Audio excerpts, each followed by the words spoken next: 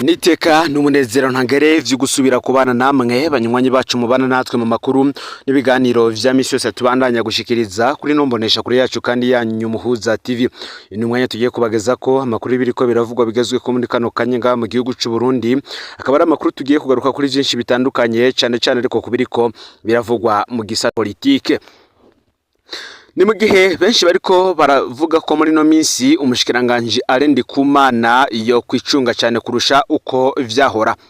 Benshi muribuka ko uyu mushikiranganje Alain Ndikumana mu minsi iheze yatangaje vyinshi bikorwa n'abategetsi batandukanye harimo ubunyonyezi bw'amafaranga ya leta abagenewe ibikorwa bimwe bimwe biba vyateguwe mu mafaranga leta izokoresha mu kiringo c'umwaka wose. Yarerekanye ingene amafaranga yaragenewe kubaka amazone yoba yaranyurujwe, arerekana ingene fomi yishuza ifumbire itigeze itanga mu bene gihugu, ndetse arerekana n'ibindi bitandukanye cyane. Mbere anagera no ku bindi vyinshi yavuze bakuyeho kamera mu nama nkenguzamateka. Ibi byose rero akaba yari bitangaje ubwo inama nkenguzamateka na nshinga amateka vyari bikoranye. Amakuru adushikira akavuga yuko ngo avuga ko Alain Ndikumana ashobora kugirirwa nabi imbere y'igenekerezo rya 2025 uyu mwaka w'ibihumbi 2026. Ababitegura ngo bakaba bafise ubutumwa bashaka guha Varisito Ndayishimiye. Nkuko twama tubivuga umunsi ku munsi, benshi murazihangana rihari ridasanzwe riri mu butegetsi bwa President Varisito Ndayishimiye. Mu ruhande rw'umugambwe hari uruhande rutumvikana nawe, nkuko nawe hari uruhande atumvikana nago. Bamwe bakavuga ko atumvikana Reverano Ndikuri yafatikanije n'abandi bategetsi batandukanye nabo bamye bakomeye ku rugamba rwa CNDD-FDD, gusa nabo ntibumvikane n'abategetsi bose bashigikiye Varisito Ndayishimiye. Mu minsi iheze nkuko tuza kubiraba ko Varisito Ndayishimiye kandi yaragize urugendo rutunguranye cyane yakoreye ku bushikiranganje bw'ikigega ca leta. Benshi bakavuga ko uru rugendo yo bararukoze mu buryo bwo gutera intege abakora mu biro vy'ubushikiranganje harimwo n'umushikiranganje ubwiwe, kugira ngo biyubare kandi babandanye kurangura amabanga yabo ya misi yose. Bamwe bati rero ninde azotabara Alain Ndikumana? Mugere Reverano Ndikuri we yabajije ko umushikiranganje bakeneye gukingirwa nabo mwijuru. Nibwo bwabaye bwa mbere umugambwe wa CNDD-FDD wifatira mu gahanga umushikiranganje wawo. Wumvije Reverano Ndikuri yo yibajije ko ateraba utavuga rumwe na leta Ndayishimiye cyane hagaze ikibazo ca fomi. Mu kiganiro Reverano Ndikuri yo yatanze kubamenyesha amakuru, umunyabanga mukuru wa CNDD-FDD yavuze ko atari bwigere yumva ko umushikiranganje ajejwe ikigega ca leta ariko aratega ubwoba kubera amabanga ajejwe. Yavuze ko adasoma imbuga ngurukana bumenyi ayo makuru acako.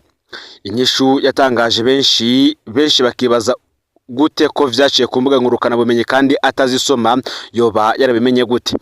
Umushikiranganje Alain Ndikumana ibi byose byo kuvuga ko afise ubwoba ko ashobora kubangamirwa yabivugiye mu nama nkenguzamateka wa CNDD-FDD fisi intebe 100%. Umukuru w'inama nkenguzamateka Gervais Nderakobuca yararemesheje umushikiranganje Alain Ndikumana anamuragiza ibisabisho by'abarundi ico gihe. Ese byagenze gutenga ayo makuru ntashikire Reverano Ndikuri yo? Nivyo benshi bibaza.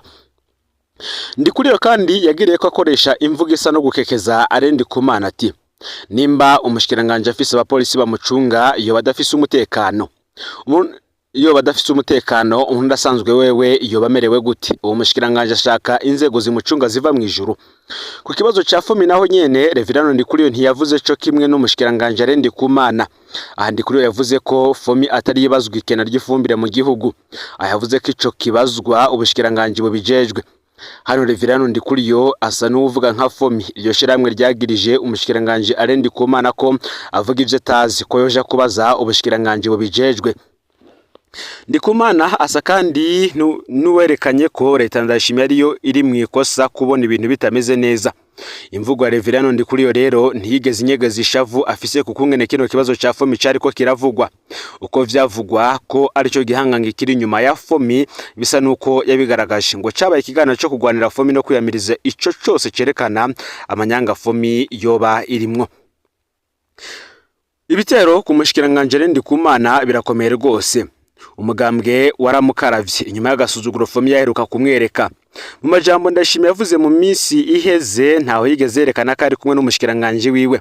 gushika ubu ivyo Arendi Kumana yavuze mu nama nshinga amateka na nkenguza amateka bifatwa ko ariho leta y'u Burundi ihagaze mu gihe bitavugurujwe na leta. Ivyo Ndikuriyo yavuze bica bisa nko kugwanya leta ya Ndayishimiye ngo bisanzwe kandi bizwi ko Reverend Ndikuriyo yashavujwe cyane no kubona Ndayishimiye yashinze leta atana kimwe bashije umugambwe.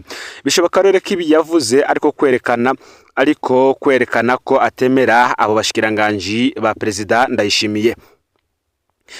Bamwe bati ese koko Perezida Ndayishimiye bagiye kwifata gute muri kino kibazo? Ese azokwifatanya na Ndikuriyo acaho hana umushikiranganji Ndikumana? Ibi vyaragaragaye ko Perezida Evariste Ndayishimiye yagendeye abakorera mu biro vy'umushikiranganji w'ikigega ca leta, ndetse ngo rwabaye n'urugendo rwo kubatera intege mu mabanga yabo ya misi yose.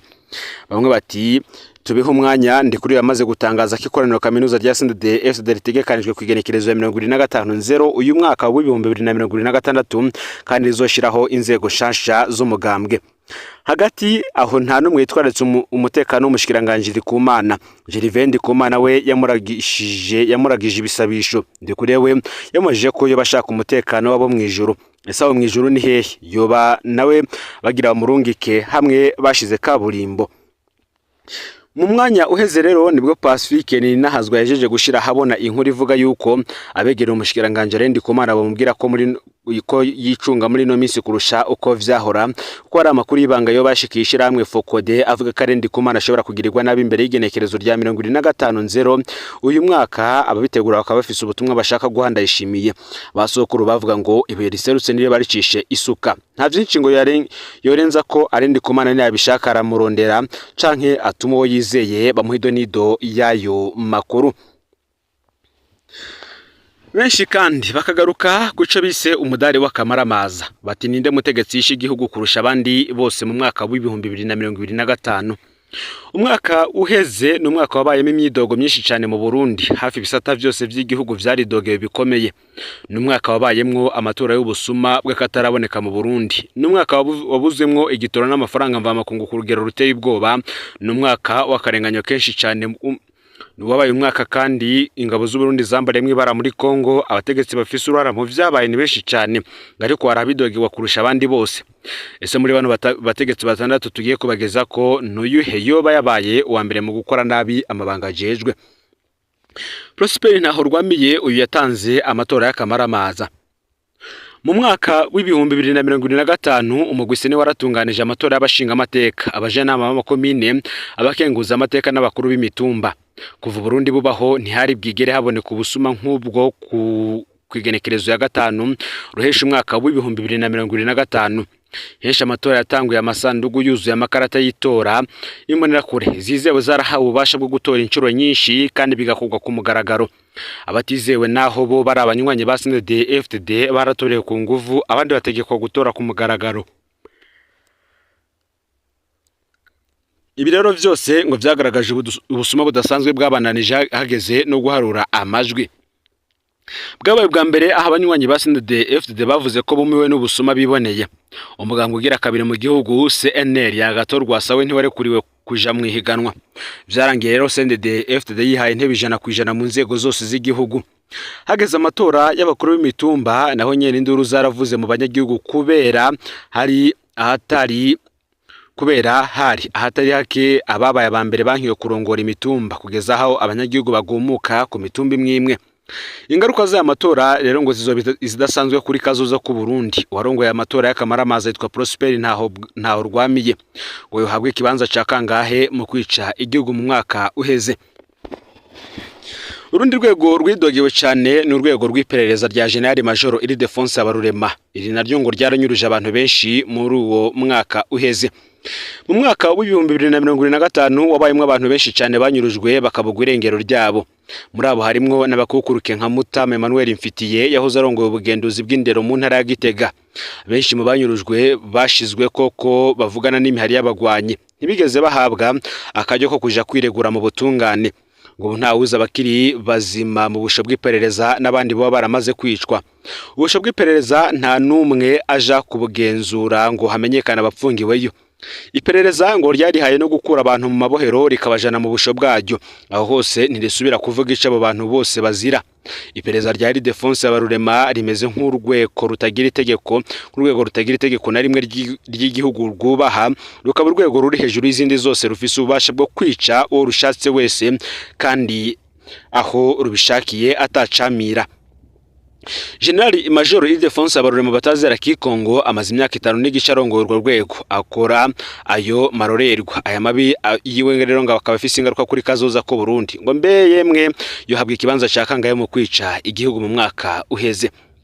Haragaruka kandi General Prime Niyongabo, umutware w'ingabo z'u Burundi. Muri Kigarama umwaka uheze w'ibihumbi 2025 ingabo z'u Burundi zarambaye bara muri Kongo. Amabata yarenga 20 y'abasuda y'u Burundi yarambuye ikiyaya cyose cya Rusizi, aho Kongo ihana urubibe n'u Burundi. Muri Sud Kivu umuhari M23 warafashe hose kugeza no ku nkengera za Tanganyika mu kiringo kidashikana iminsi 10.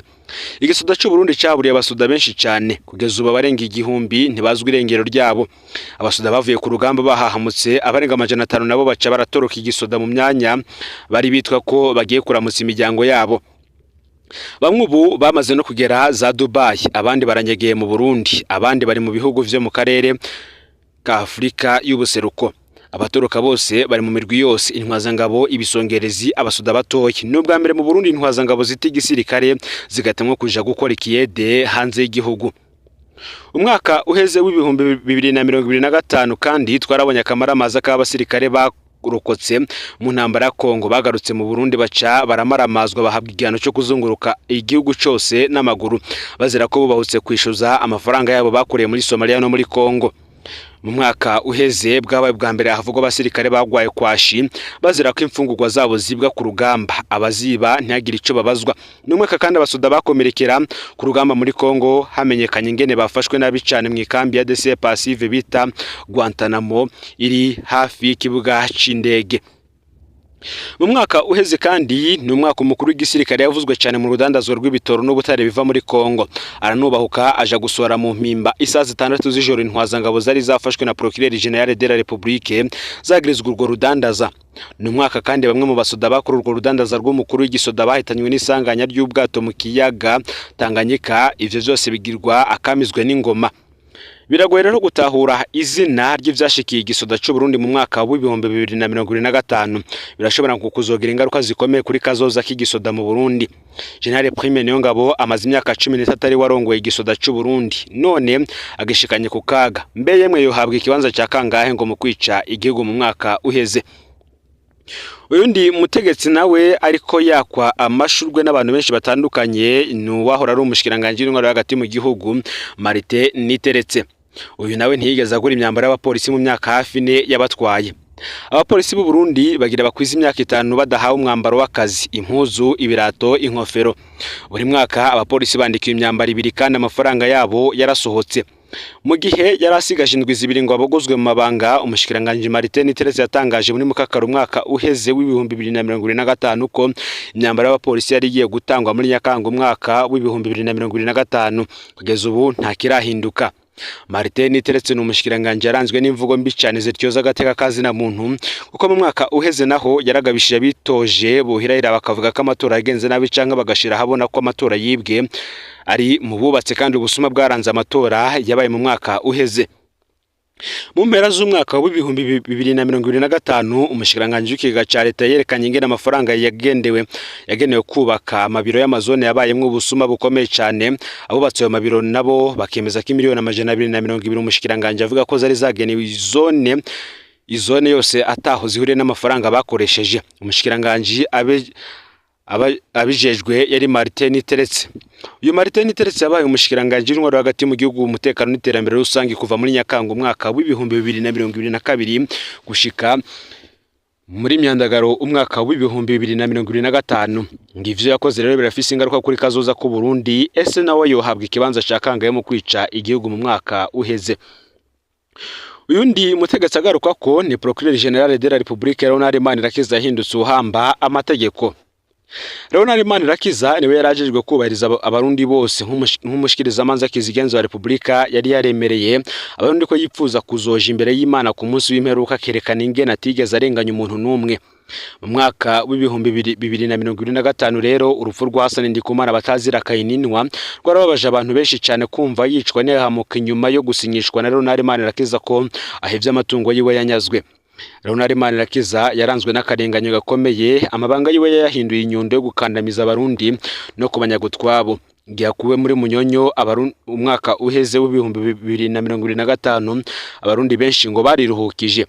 Mu kiringo ciwe Leonard Manirakiza ntigeze hana abakozi iperereza banyuruza abantu bakabugwa irengero, ntigeze kandi nakingira abanyururo basubizwa mu iperereza ntihagire umenya nuko bakiri bazima. Yagomeje mu munyororo abajejwe n'ubutungane, abajije umunyororo wabo n'inzira karengane zitari nke. Leonard Manirakiza yabaye Procureur General de la République kuva muri Mukakara umwaka w'ibihumbi 2023 gushika muri Munyonyo umwaka w'ibihumbi 2025. Ivyo yakoze rero vyose birafise ingaruka kuri kazoza ku Burundi, utimbeye mwewe yohabwa ikibanza ca kangaye mu kwica igihugu mu mwaka uheze. Uyundi yagarutswe ko kandi ni Geras Daniel Ndabirabe yishiriyeho CNUDH aho nyanze amategeko. Geras Ndabirabe ni umukuru w'inama nshinga amateka kuva muri Mukakara umwaka w'ibihumbi 2020. Ikiringo ciwe caranzwe n'imvugo zitangaje cyane. Inama nshinga amateka yigize yihimigi leta y'u Burundi mu gutoteza abarundi mu kurementanya no guhonyora amategeko. Abashinga amateka arongoye abafata nk'abana hamwe akaba ari we yishura ibibazo by'abashikiranganje. Mu mwaka w'ibihumbi 2025 Geras Ndabirabe yishiriyeho mu rwujeje rwa gateka kazina muntu CNUDH abanje gonyanga itegeko rigenga uwo mugwi. Yarerekanye ko amategeko ataca amaze kubwiwe kuko kugeza ubu aracarondera gushiraho itegeko rishasha rigenga CNUDH rijanye n'ivyo yakoze. Iwe ngaho gutangura gushira itegeko yisunga arakora ivyo yishakiye, itegeko rivyemeza rikazuza nyuma. Abarundi benshi barumiwe babonye rero Geras Ndabirabe agarutse kurongora inama nshinga amateka mu mwaka uheze, bikavuga ko yananye kwemera kuvaho. Nerirya ari muri batanu bagize inama y'inararibonye za CNDD FDD afatirwa ingingo zihambaye. Ibikorwa vye rero bitabereye bifise ingaruka kuri kazoza ku Burundi, ngo nawe yohabwa ikibanza ca kangahe mu gihugu. Ngo rero amakuru yaragezwe ko muri kano kanya ufyonde subscribe canke sabone niwe tarafyenda ko kugira ngo tushikana nadushikiriza usangize n'abandi benshi bari mu gihugu c'u Burundi amakuru biba biriko biravugwa bigezwe ko mu bisata bitandukanye. No Muhuza TV rero Imana ibahezagire mu bikorwa vyanyu vya misi yose muriko murakora.